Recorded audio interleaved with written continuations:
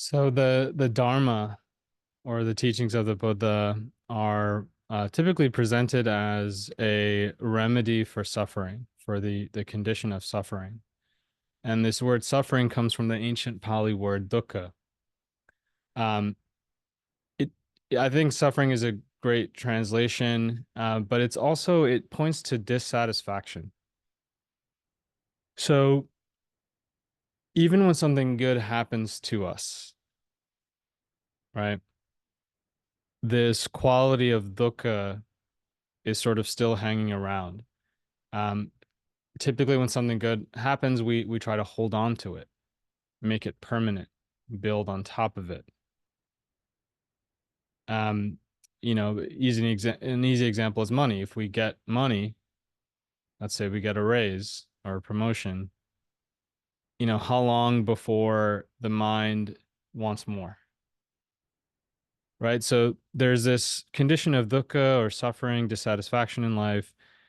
And our interest as human beings, whether we're Buddhist or not, or really in any meditative tradition, the interest is learning, understanding how does suffering arise, what forms it, and how can we start to free ourselves from this predicament that we're in, this crazy predicament that no matter what happens, suffering seems to follow. Doesn't mean that we don't have pleasure and good stuff in life, right? But there's this kind of basic condition of suffering and dissatisfaction. Um, and what we what might start to become obvious in this practice is that the mind has a tendency to become entangled in things. So this word entanglement is an important word. And in particular, the Buddha pointed out that clinging causes suffering.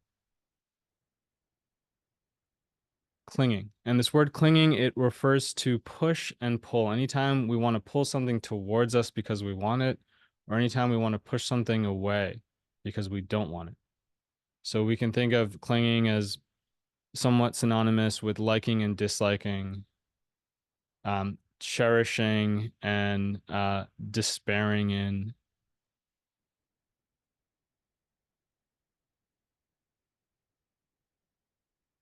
And already, this might, if you've been around Dharma, you've probably heard this before. This might be a little bit obvious, but notice how radical this actually is. When you suffer in life, how often do you think to yourself, I'm suffering because I'm clinging? Not often, right? Um, Typically we think we're suffering because of what someone said or something that happened to us or something that we have to do in the future.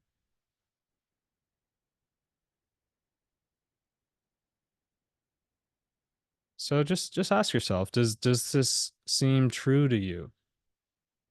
Is it the world? Is it external circumstances that cause dissatisfaction, or is it this clinging, this quality of wanting and not wanting?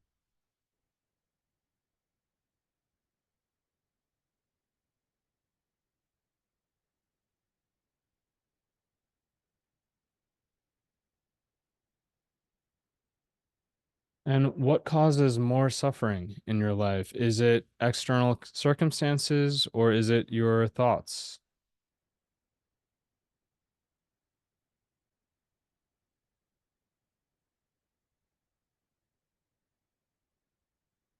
So I want you to just sincerely ask yourself that question. What causes more suffering? Is it external things or the thoughts that come and go in the mind?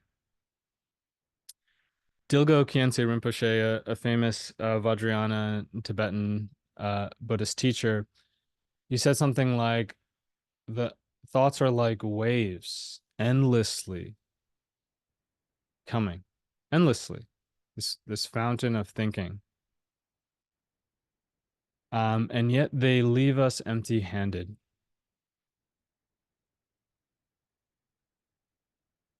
And in his one of his traditions, that what's called the Dzogchen or Great Perfection tradition in Tibet, They talk about how thoughts have no intrinsic value. It's thoughts are like rainbows.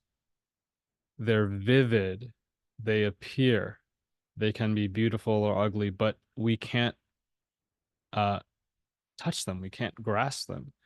We can't wear them. We can't wear a rainbow. So there's no real reason for us to be so enslaved by thinking.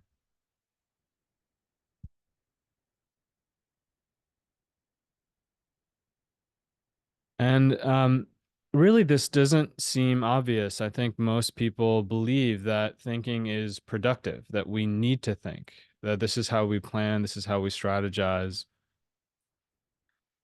Um, it's not until we begin to meditate and we begin to practice mindfulness that we can even become really convinced that there's another way of living.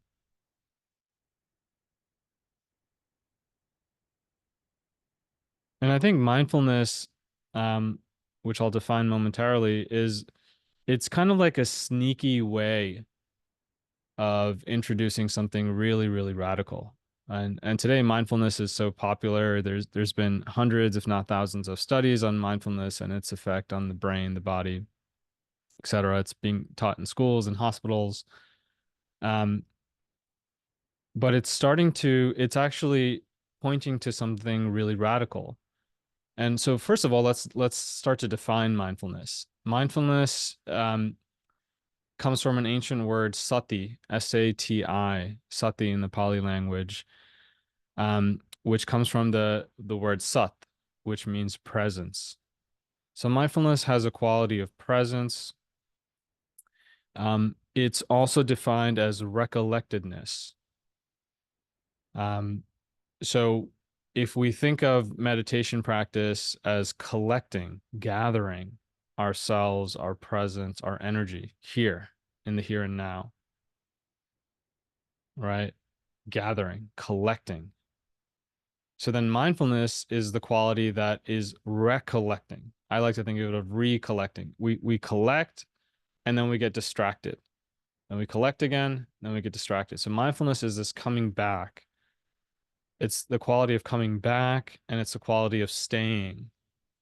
As this innate quality is developed, we begin to stay here and now more and more, right? Um,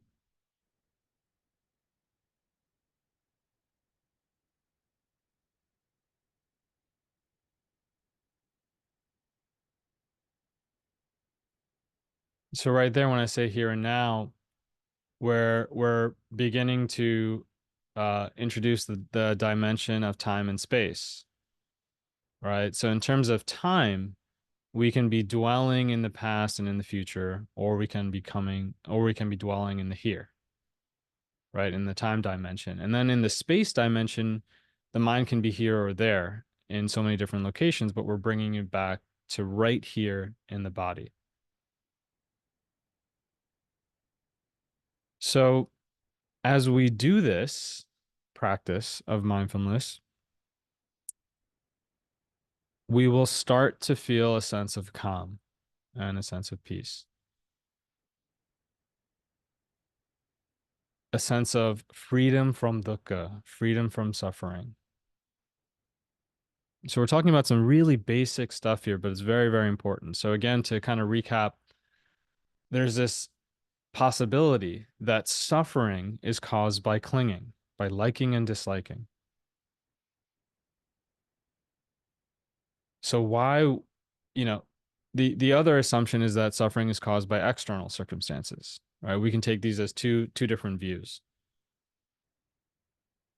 And we can take the peace, the calmness, the sense of resourcefulness and strength that comes with mindfulness from the simple practice of being here and now.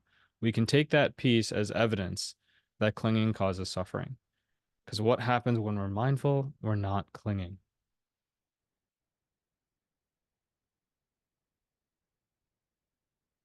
Does this make sense so far? Ronka, can I ask a question? Yeah. So if you say when we're mindful, we're not clingy, are you also, is that interchangeable with saying if you're mindful, you're more or less detached from the outcome of something? Yes.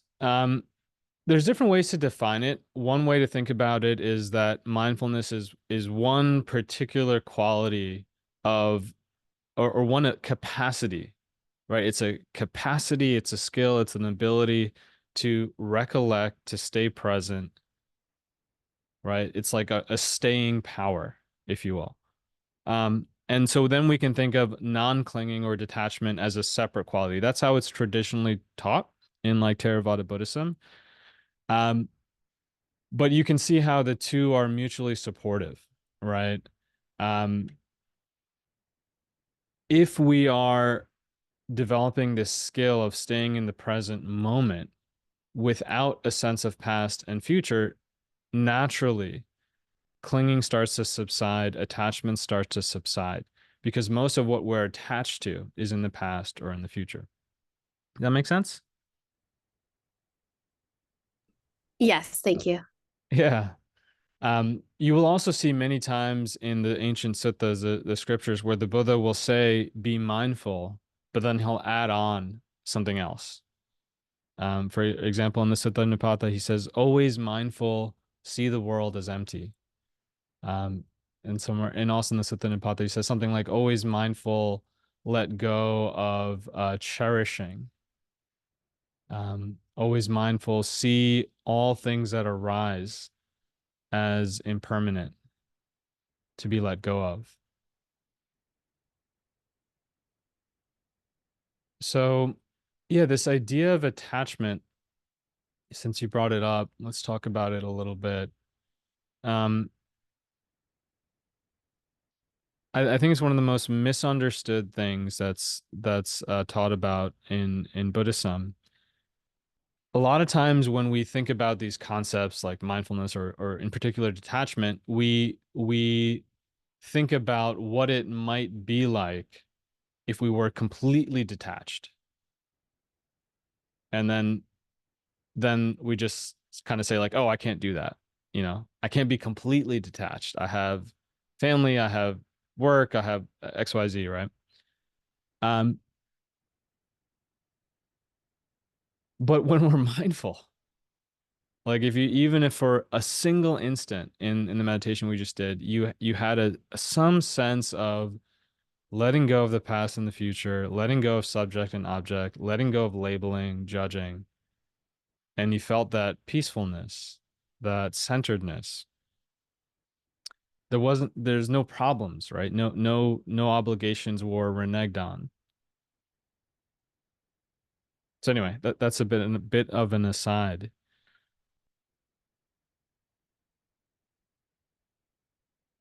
So we've introduced this idea of clinging and mindfulness. Um, and I want to talk about maybe two more things before we open this up for a discussion.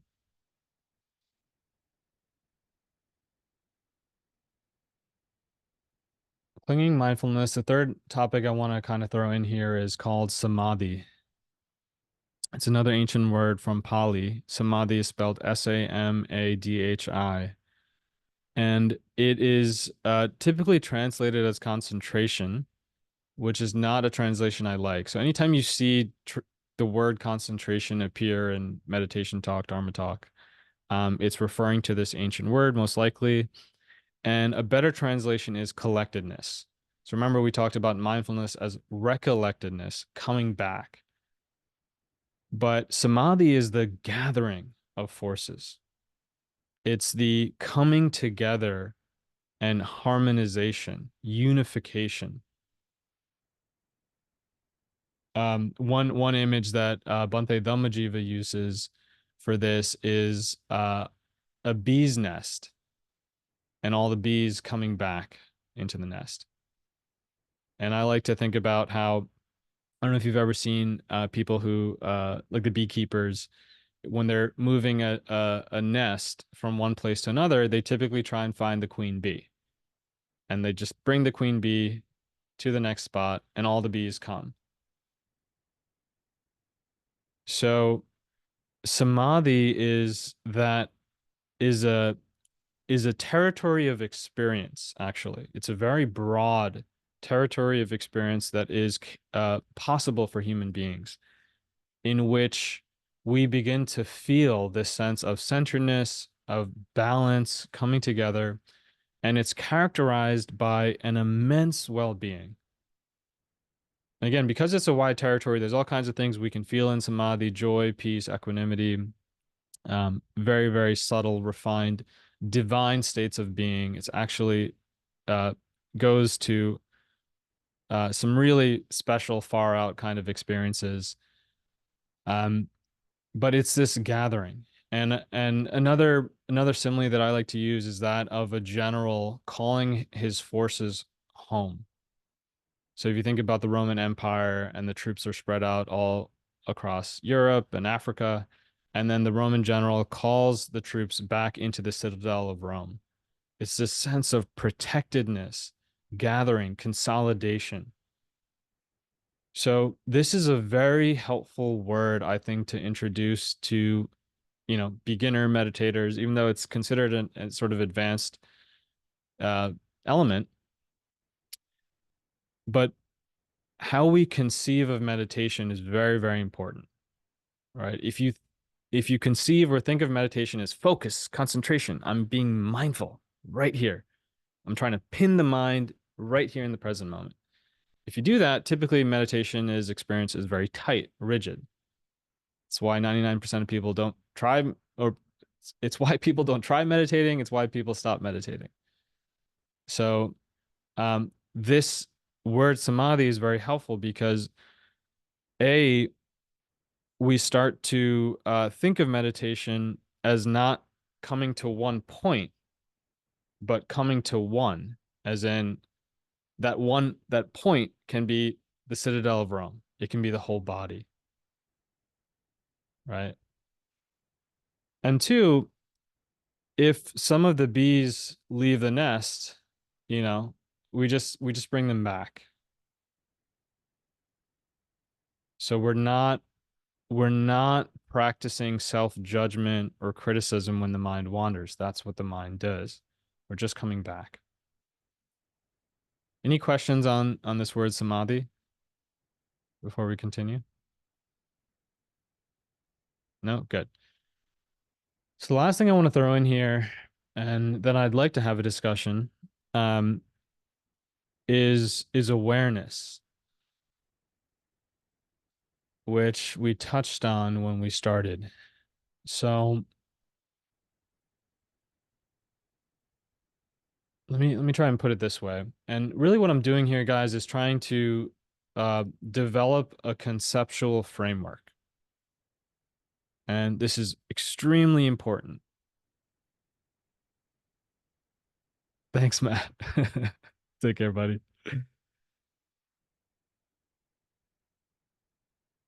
So we're trying to develop a conceptual framework.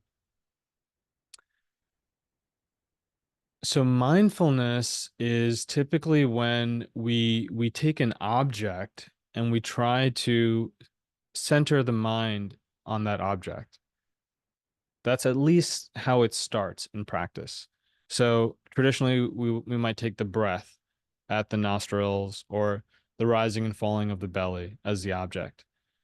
What I teach and what I feel is the best object for people to take, in my opinion, is the whole body. So mindfulness is when we take an object and we try to stay with it. Okay. Samadhi is a territory of experience that arises as the mind gathers itself. So mindfulness can result in samadhi. Okay. And then awareness is something else altogether. Awareness is very much related, but we can think of awareness, or a very helpful way to think of awareness is that it's something that is always here. We don't turn it on. The mind is naturally luminous. naturally knowing, or I should say, awareness is this natural, spontaneous, wakeful quality of knowing that is here. And we don't need to effort, we don't need to make effort to give rise to awareness. In fact, making effort is typically going in the direction against awareness. Effort is really important. It's something we need to practice, but it's actually when we stop doing and in non-doing, in spontaneity, and this is talked about in Taoism a lot, um, in non-efforting, in letting go, we start to tune into this luminous quality of awareness that is so basic to our experience that it's completely overlooked. Awareness is not judging, it's not measuring, it's not planning, it's not labeling. So all of those activities happen sort of again on top of, in a sense, awareness. So see if you can just tune into this briefly here. Bring your awareness into the body, feel the whole body.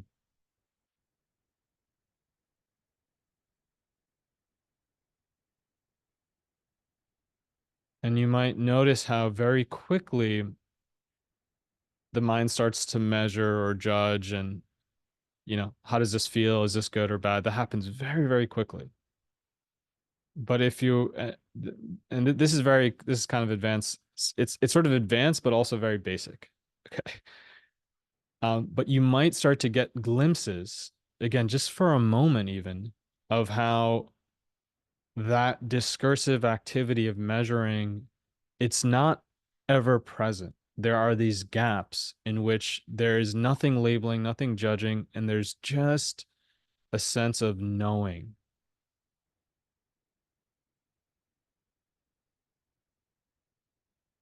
So the last thing I'll say here is that we can begin to trust in that.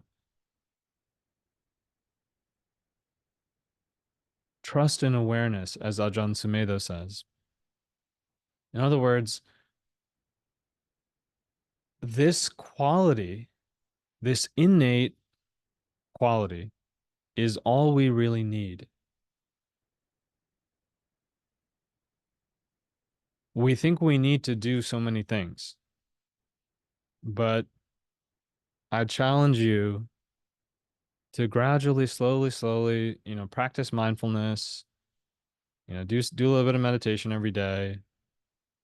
But also, when you're not meditating, remember this awareness, tune into it, lean into it, start to trust it. It is a natural resting place for your battered soul.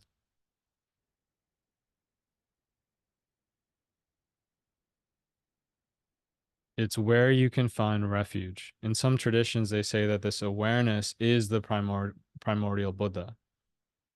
So this word Buddha is referring to your own awareness.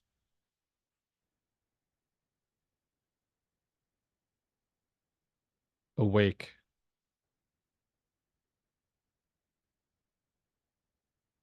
non-judgmental, natural, pervading awareness.